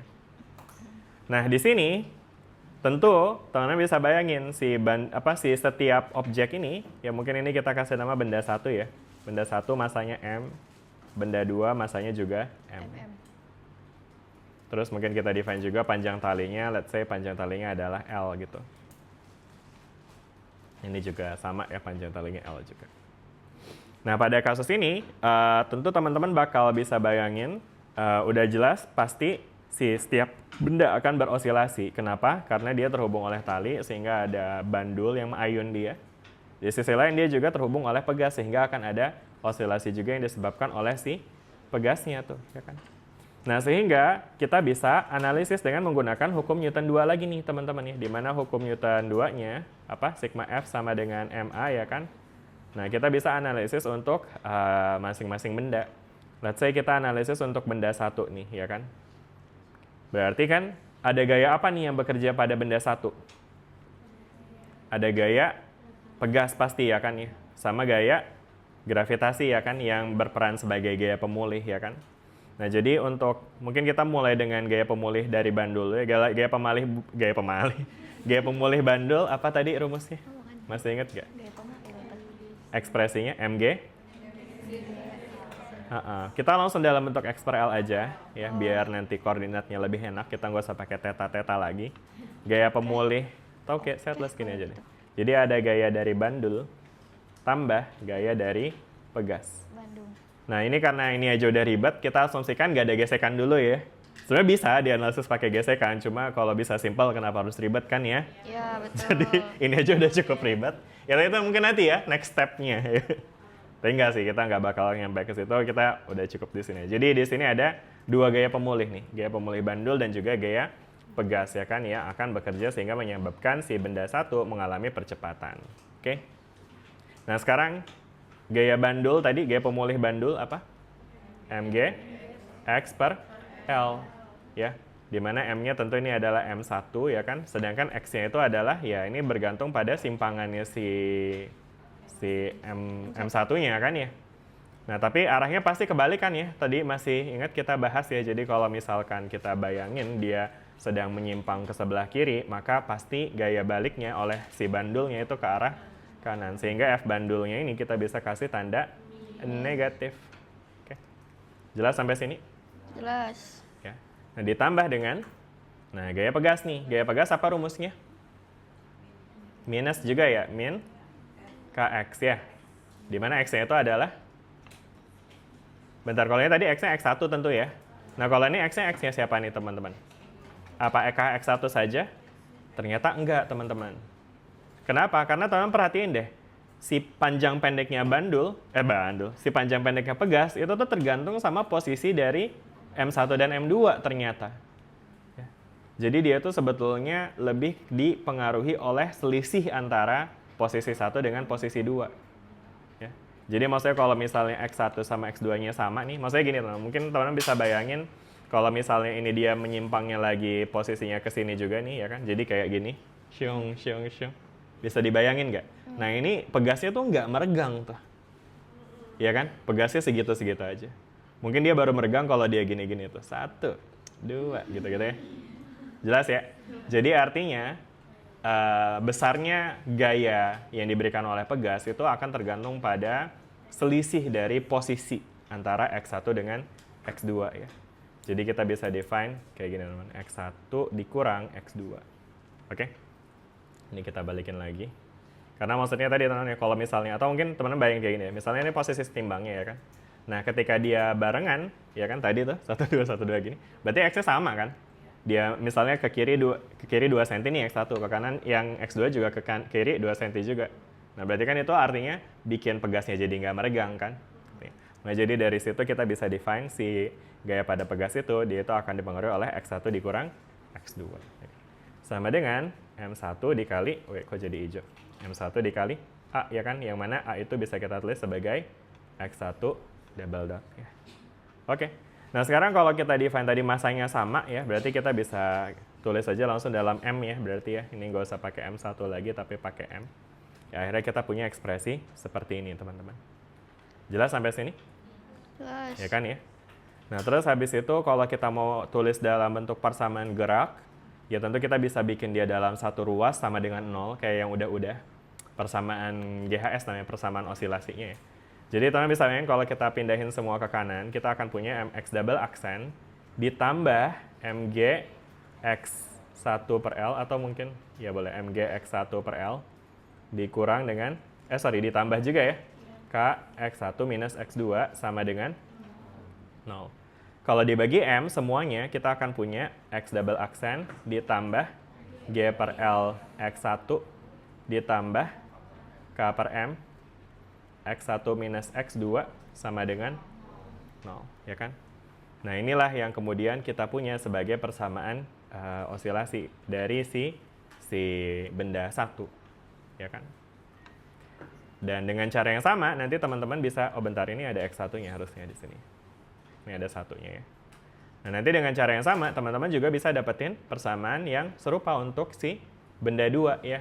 Jadi kalau kita berangkat dari sigma F2 untuk M2 dan A2, maka nanti kita akan dapat X double aksennya adalah punyanya si 2 tuh, sama dengan ditambah G per L dari X2 aksen ditambah dengan K per M dikali X2 min X1, jadi ditukar tuh ya kan, sama dengan 0 ya. Nah ini jadi kita punya 2 persamaan seperti ini ya. Dah, sampai sini dulu, nafas dulu. Minum dulu ya. Dari tadi nggak nafas. Ada yang mau tanya nggak sampai sini? Ini adalah persamaan gerak harmonik ya. Persamaan osilasi dari masing-masing benda dalam sistem tercouple. Oke. Apa insight yang kita bisa dapat di sini? Insight yang kita bisa dapat di sini adalah ini tentu berbeda dengan persamaan yang udah-udah yang kita bahas sebelumnya, di mana variabel posisinya itu posisi dari satu benda doang kan ya. Kalau yang udah-udah kan kayak misalnya ngomongin bandul tadi nih. Nah ini kan dia variabel posisinya ya posisi si bandul aja ya. X-nya itu cuma punyanya si bandul. Simply tinggal X double aksen tambah G per L X yang merupakan posisi dari bandul yang sama. That simple. 1 tambah 1 ya. Nah sekarang sekarang persamaan osilasi yang kita punya ternyata dia terbangun dari posisi 2 benda ya.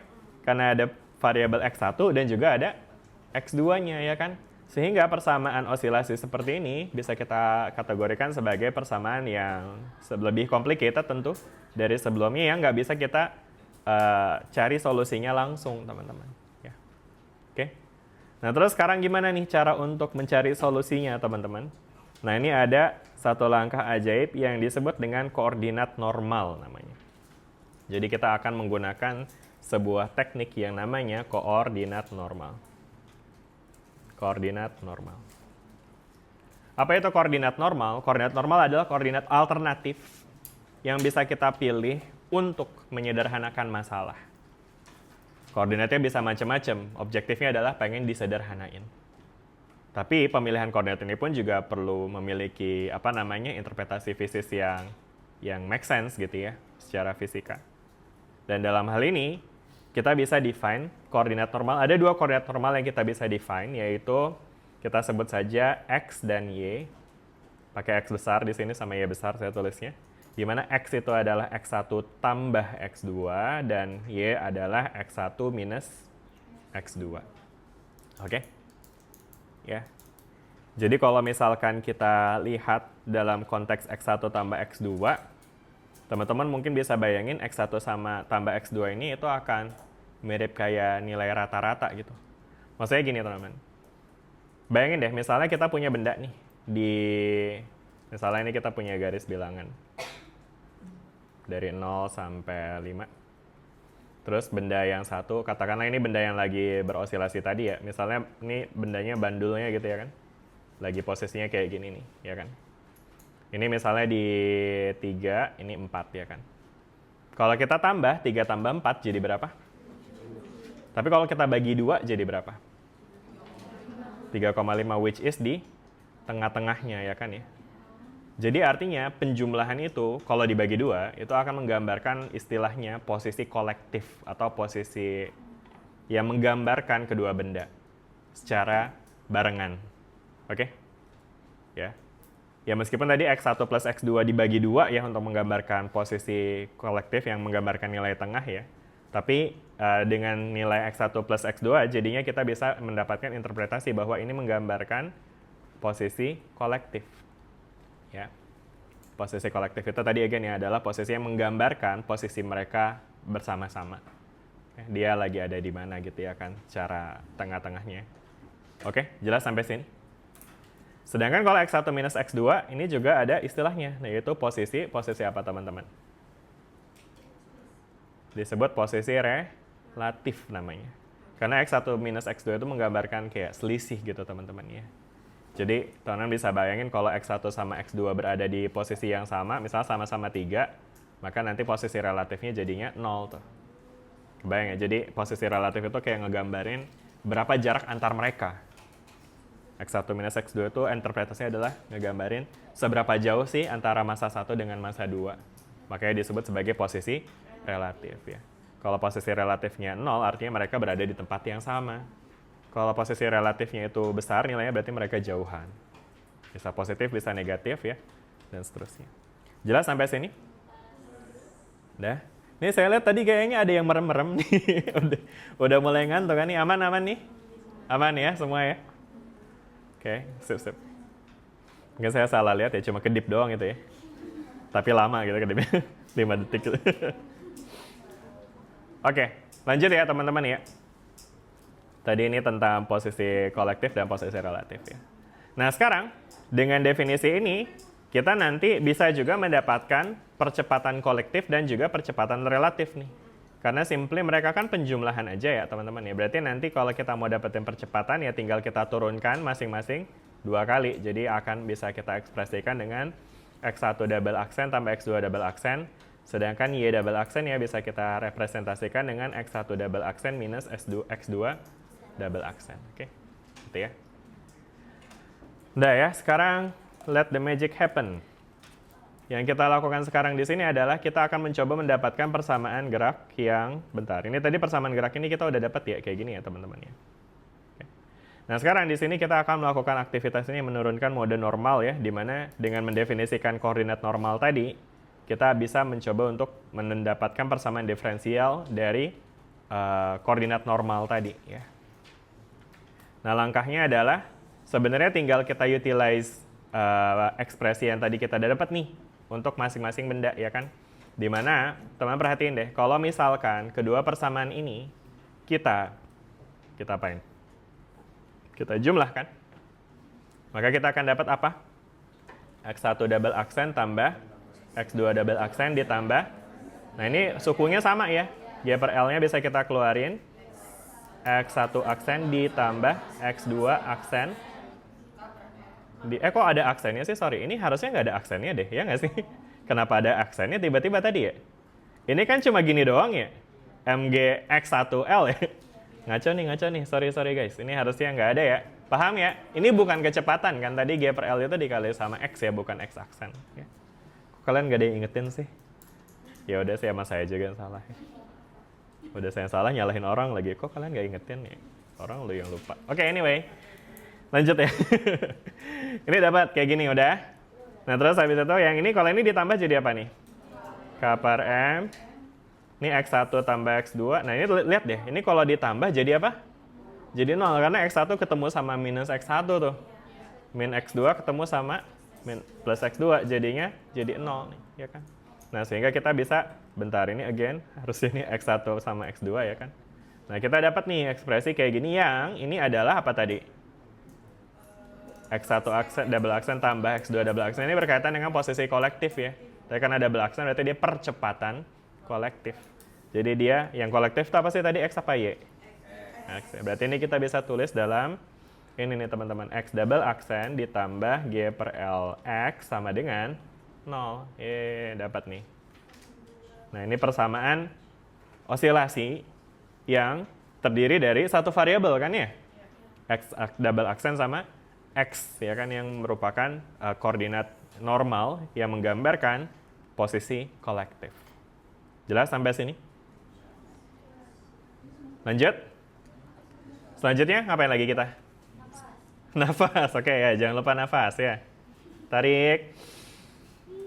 Tahan. Udah jangan dilepas. Ya lepas. Nah. Oke. Nah sekarang langkah kedua adalah kita akan melakukan hal yang serupa, tapi sekarang kita kurangin. Jadi apa nih? Yuk, bareng-bareng. X1 double aksen dikurang X2 double aksen ditambah G per L kali X1 dikurang X2 ditambah K per M. Nah, ini kalau dikurang jadi apa nih, teman-teman? Lihat deh, ini X1 dikurang negatif X1 jadi apa? 2X1 kan ya? Terus di sini ada negatif X2 dikurang X2 jadinya negatif 2X2, ya kan? Jelas nggak sampai sini? Bisa disederhanain ya ini ya. Jadi apa nih? 2-nya kita keluarin. Jadi apa kalau 2-nya dikeluarin? 2K per M depannya. Dalamnya tinggal X1 minus X2, ya kan? Oke, jadi apa nih? Y double aksen. Y itu tadi apa sih? Relatif. Berarti Y double aksen itu artinya apa? Percepatan relatif. Ditambah G per L Y. Ya kan? Karena ini posisi relatif ya kan? X1 minus X2. Ditambah 2K per M Y. Sama dengan? Bisa disederhanain lagi nggak? Gimana caranya? Y-nya dikeluarin. Jadinya gini ya. Sama dengan akhirnya kita dapat persamaan osilasi lagi dari posisi relatif. Betul ya. Nah udah deh, dari sini berarti teman-teman bisa lihat ya bahwa untuk kedua mode gerakan. Nah ini tadi, karena tadi ini disebutnya koordinat gerakan ya, koordinat normal, maka nilai persamaan ini menggambarkan mode dari gerakannya ya, atau istilahnya mode normal. Oke. Ini adalah mode normal dari posisi kolektif, dan ini adalah mode normal dari apa yang untuk case yang relatif tadi ya kan. Dan untuk masing-masing ini dia memiliki frekuensi nih jadinya ya kan ya. Punya nilai omega kuadrat ya kan. Karena again ini kita bisa asosiasikan dengan ekspresi X double aksen ditambah omega kuadrat X sama dengan 0 ya kan. Berarti omega kuadratnya di sini apa? Mungkin kita define sebagai omega 1 ya. Jadi dari sini kita punya omega 1 sama dengan akar dari G per L. Dari sini kita punya omega 2 sama dengan akar dari G per L ditambah 2K per M. Udah, jelas nggak sampai sini? Wih banget, luar biasa. Oke, nafas dulu, nafas lagi. Mau lagi nyatet. Ini udah terlalu banyak matematika ya, kita kapan fisikanya nih? Habis ini kita interpretasikan teman-teman. Tapi silakan diselesaikan dulu. Kalau ada yang bingung boleh tanya.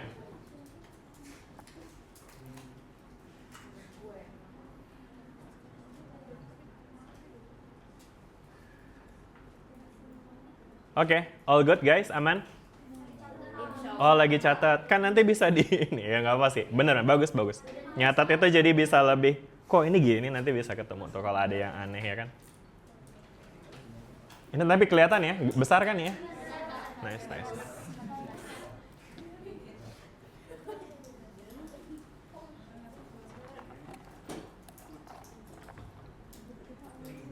Udah ya, lanjut.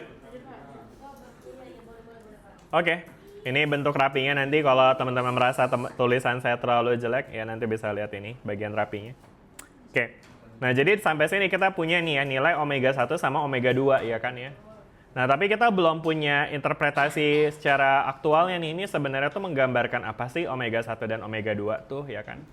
Nah, jadi di sini nanti ada yang namanya mode normal, teman-teman. Di mana mode normal adalah mode yang kita bisa define yang menggambarkan apa yang bisa direpresentasikan oleh si omega 1 dan omega 2 ini ya. Simply kayak gini teman-teman. Ada dua mode yang bisa kita define, yaitu ada mode sefase dan juga mode berlawanan fase. Apa arti mode sefase? Mode sefase adalah mode yang gini-gini tadi. Apa artinya? Sama. Posisi 1 sama posisi 2-nya sama. Jadi X1-nya sama dengan X2. X1-nya sama dengan X2. Sehingga kalau X1 sama dengan X2 berarti nilai dari nilai dari Y-nya itu akan sama dengan 0. Kebayang nggak teman-teman konsekuensi dari ini? Ya, karena Y itu kan kita define sebagai X1 minus X2 ya kan? Berarti kalau dia sefase, artinya posisi relatifnya akan selalu 0. Artinya tidak ada osilasi relatif sehingga tidak ada si omega 2. Yang ada hanya omega 1, ya kan? Jadi kesimpulannya mode sefase si frekuensi yang ini tadi akar G per L itu menggambarkan frekuensi ketika dia sefase. Oke.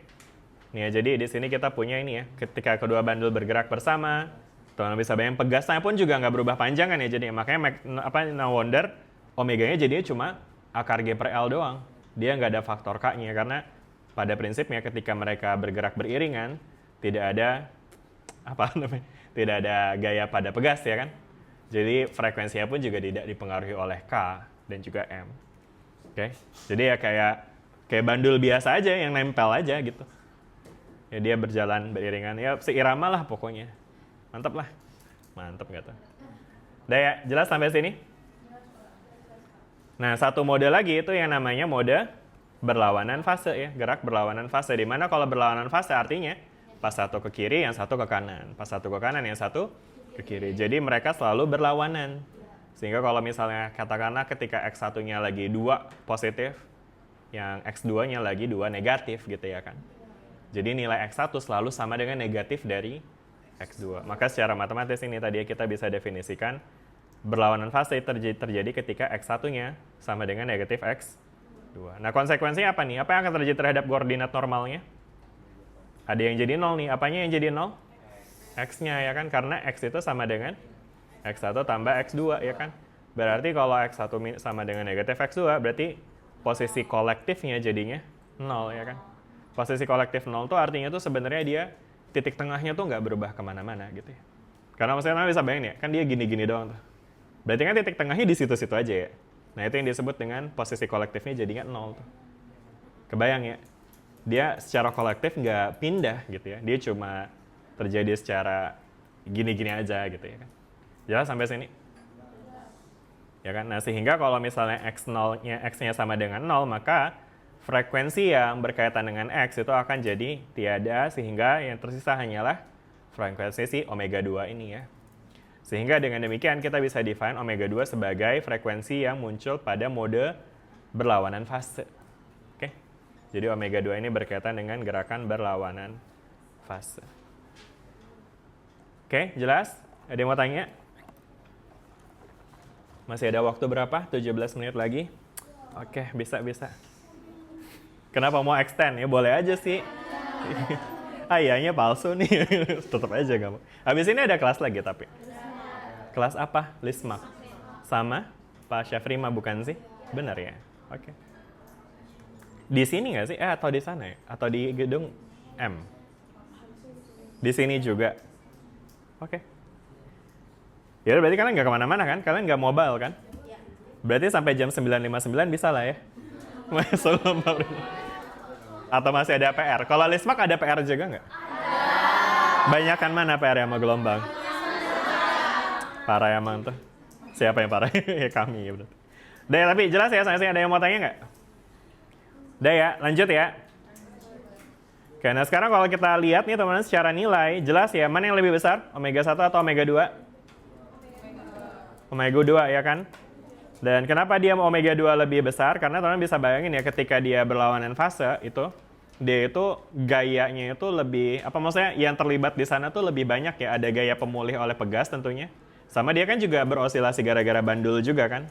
Ya makanya jadi di sini dia nilainya omeganya jadi lebih banyak, lebih besar jadinya ya kan.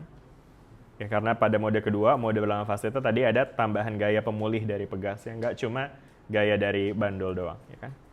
Oke. Nah, jadi mode normal ini tadi teman-teman ya teman-teman amati ini disebut sebagai pola gerak alami sistem ya, di mana semua bagian bergerak secara koordinasi dengan satu frekuensi tertentu ya. Jadi maksudnya nanti kita akan melihat secara lebih umumnya nanti suatu benda itu mungkin nggak purely sefase, juga nggak purely berlawanan fase. Ya, jadi dia bisa aja geraknya kayak ya gitu-gitulah. Nah, tapi intinya ketika kita tahu bahwa secara umum gerakannya seperti itu, nanti kita bakal bisa lihat gerakan umum tersebut sejatinya dibangun oleh dua fase ini, dua mode ini. Jadi ada mode sefasenya dan juga ada mode berlawanan fasenya gitu. Wow, soal. Kayaknya gampang soalnya. Gampang ya, ngitung doang ya. Udahlah, langsung aja ya. Yuk, langsung. Diketahui MLKG sama segitu berapa? Omega 1. Rumus Omega 1, langsung aja. G per L, G-nya berapa? 9,8 per L-nya 1 sama dengan santai. Ngetik dulu. Nah, itu ya segitu ya. 3,13. Satuannya apa? Radian per second. Lanjut, nomor 2. G per L tambah 2M. Apa? 2. lupa. 2K per M. Aduh. Soalnya akar dari tambah 2 kali 1 per 1. Akar dari berapa tuh? 9,8 tambah 2. 11,8 ya? 3,43. Yeay. 43. Lah, receh. Ya salah, 3,44 ya, gitu ya. Ya tadi soalnya 0,45 ya, 435 ya. Jadi buletinnya ke sini ya. Oke, udah ya, gampang ya gitu ya. Di you wish. Oke, anyway. Ya mungkin ya bisa, tapi mungkin nggak straight to the point ini sih. Ini mungkin soal ini muncul ada tahu nih tinggal 13 menit lagi waktunya, jadi ya udah gitu aja ya. Ya mungkin nanti bisa lebih kontekstual soalnya, tapi ya interpretasinya seperti itu. Apa sih? Lanjut ya. Nah, sekarang masuk ke bagian berikutnya nih ya. Sekarang kita ngomongin soal bentuk umum dari solusi tadi. Seperti biasa ya, setiap persamaan osilasi selalu punya solusi yang biasanya solusinya berupa trigonometri ya bentuknya ya. Jadi fungsi trigonometri jadi bisa bentuk cos atau sin ya kan. Atau kalau teman-teman masih ingat kayak misalnya kita punya x double aksen plus omega kuadrat x sama dengan 0. Solusinya kan kita bisa tulis dalam a cos omega t ditambah b cos omega t gitu ya. B sin omega t ya. Gitu ya. Nah, jadi ternyata untuk case yang tadi ya, itu nanti solusinya, karena tadi kita punya dua partikel kan ya. Nah, nanti masing-masing posisi itu punya solusi jadinya. Ada solusi untuk x1, ada juga solusi untuk si x2 ya, di mana x1-nya bisa kita nyatakan dengan a cos omega 1t ditambah b cos omega 2t T ya. Nah ini juga sama. Nah perhatikan ini ada omega 1, omega 2 ya, yang mana tadi punya makna masing-masing ya. Omega 1 tadi apa maknanya? Frekuensi ketika frekuensi dari mode apa? Sefase. Kalau yang omega 2 adalah frekuensi dari mode berlawanan fase. Nah jadi di sini dia solusinya ada dua kayak gini nih teman-teman ya. Nah ini sebenarnya nanti teman-teman bakal bisa lihat ini tuh solusi ini tuh tadi ya gerak terdiri dari dua frekuensi ya kan, yang masing-masing berasal dari satu mode normal ya. Jadi tadi bagian ini again ini berasal dari mode apa tadi? Mode sefase ya kan ya. Sedangkan bagian yang ininya itu menggambarkan mode berlawanan fase. Berlawanan fase. Oke, gitu ya. Nah, terus habis itu untuk ekspresi dari bentuk ini sendiri, ini tuh sebenarnya juga didapat dari ini juga sih teman-teman, dari nilai X sama Y. Jadi kan untuk masing-masing X atau posisi kolektif dan posisi relatif, itu kan harusnya ada solusi kayak gininya kan berarti ya. Nah, ternyata nanti kalau kita balikin lagi ke definisi X sebagai penjumlahan X1 dan X2, dan Y sebagai X1 minus X2, kita bisa dapetin bentuk ini nih teman-teman ya. Caranya gimana? Caranya ini ada ya. Ini kayaknya soalnya nggak ada cukup waktu, jadi nanti teman-teman bisa baca sendiri penurunannya ya. Jadi dengan kayak gini nanti kita bisa define X-nya tuh bisa ditulis kayak gini, X2-nya juga bisa ditulis kayak gini. Sehingga kalau kita substitusi dengan bentuk yang tadi kita punya, nah nanti kita akan dapetin solusi yang tadi kita punya seperti ini ya. Oke ya. Nanti bisa dibaca sendiri ya. Kita akan lanjut ke berikutnya sekarang ke interpretasi fisiknya ya. Nah, jadi sekarang teman-teman bakal lihat bentuk ini nih, penjumlahan dari cos, ini tuh nanti bisa kita ubah jadi bentuk ini nih teman-teman, perkalian cos. Khususon kalau A-nya sama dengan B, khususon gitu. Terutama kalau A-nya sama dengan B ya. Nah, ini gimana penurunannya juga ada di sini ya. Jadi kalau teman-teman lihat nih, kalau misalnya kita define ya, A-nya sama dengan B ya, berarti nilai B-nya bisa kita tulis dalam A ya, sehingga kita punya X1 sama dengan A cos omega 1T ditambah A cos omega 2T ya kan. Nah ini kalau kita tarik keluar, berarti kan ini ada cos omega 1T tambah cos omega 2T ya. Nah ini ada sifat trigonometri nih, cos alfa tambah cos beta, yang kalau kita uraikan jadi ini 2 cos alfa plus beta dibagi 2, cos alfa minus beta bagi 2. Ini identitas trigonometri ya. Nah sehingga kalau kita ganti alfa betanya dan menggunakan identitas trigonometri lagi, kita akan dapetin bentuk kayak gini. Oke? Wow. Gitu ya. Nah, sekarang apa nih? Kenapa sih kita harus bikin kayak gini? Jadi nanti teman-teman bakal bisa lihat nih, dengan bentuk seperti ini, kita bakal bisa gambarin kurvanya ya. Jadi, di sini ada eksplorasi kurva. Jadi, seperti biasa untuk menganalisis kurva, kita bisa pakai Desmos. Desmos itu, bukan. Kok lama? Ayo guys, saya cuma punya 9 menit lagi. Bercanda Desmos tadi. 5 hari kemudian. Lama nih, loading dulu dia. Atau ada yang bisa bayangin nggak kira-kira grafiknya kayak gimana sih teman-teman kalau kita bikin grafik? Kayak gitu kan. Nih misalnya di sini ada nilainya kan tadi ya, di sini dia kasih nilai. Ada yang bisa buka Desmos di HP nggak sih? Harusnya bisa kan ya? Kayaknya ada apps-nya juga deh.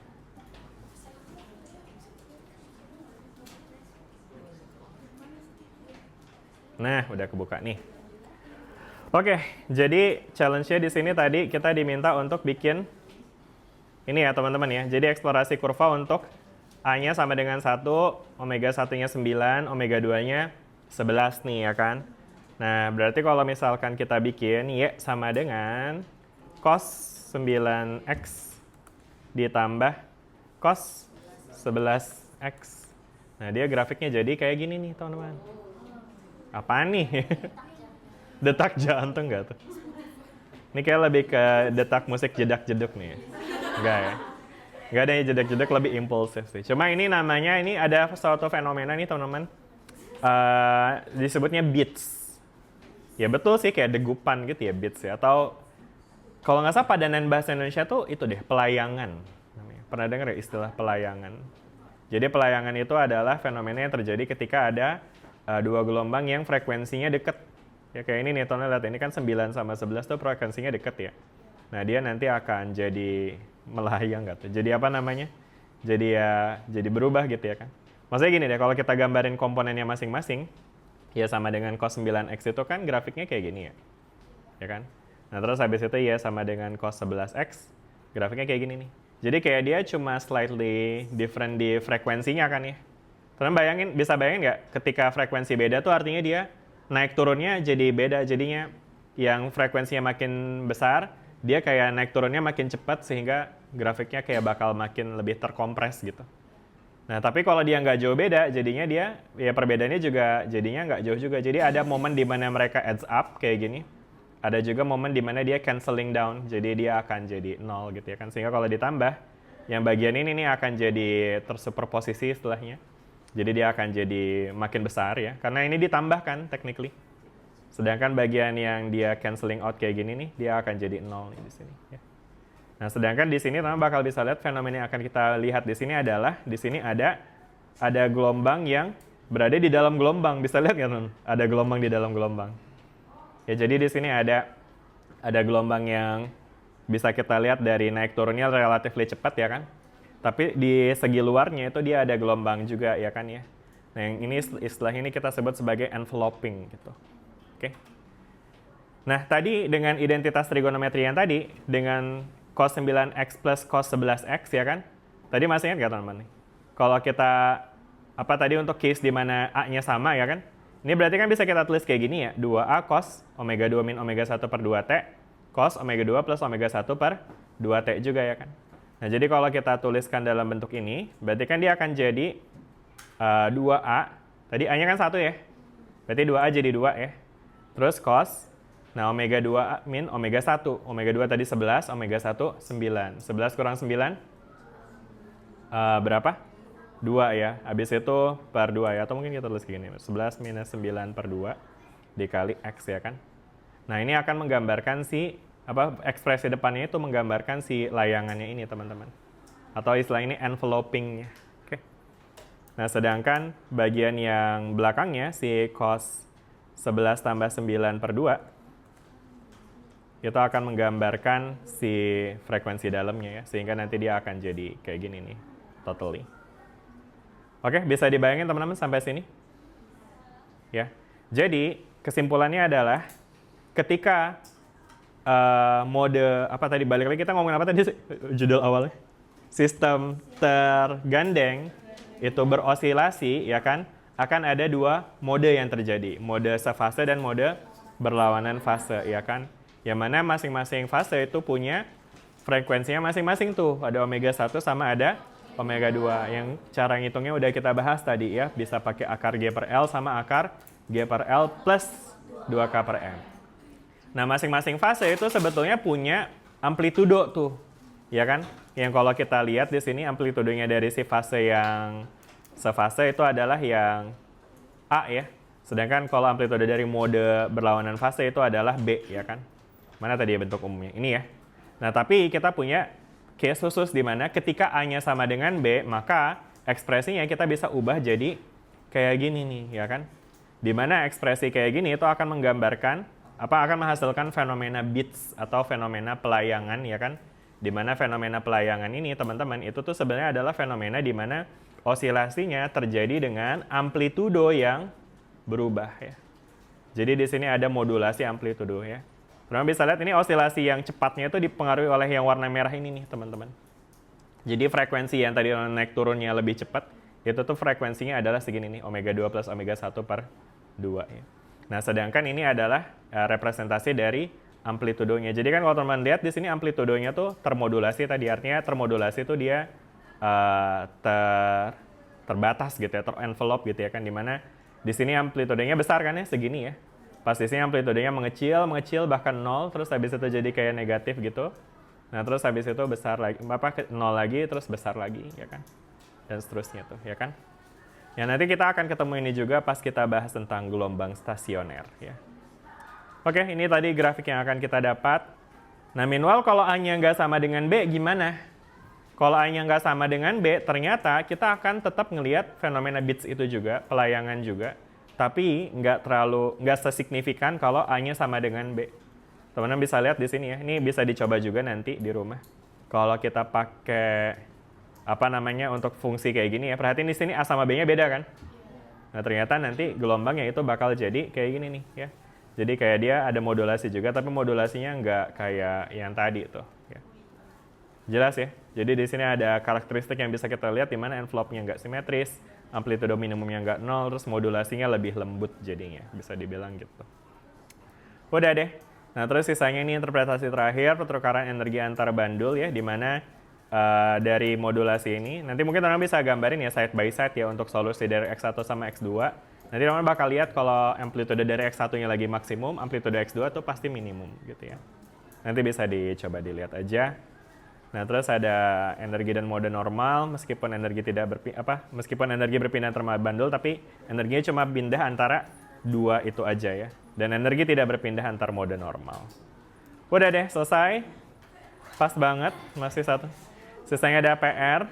1, 2, 3, 4, 6, 7. Ya udah. Kita punya berapa hari sampai hari Jumat? Ini hari apa sih? Selasa kan? Rabu, Kamis, Jumat, 3 hari itu. Lama hari inilah hitung ya kan? Apa? Ya kan kerjanya dari malam ini bisa lah ya kan? Selasa, Rabu kan? 3 kali 24 jam ya, punya waktu untuk ngerjain PR. Tapi ya udah mungkin kayak kemarin aja kali ya. Mau berapa ngerjainnya? 1. Kebangetan sih yang 1 mah ya. Minimal 3 ya.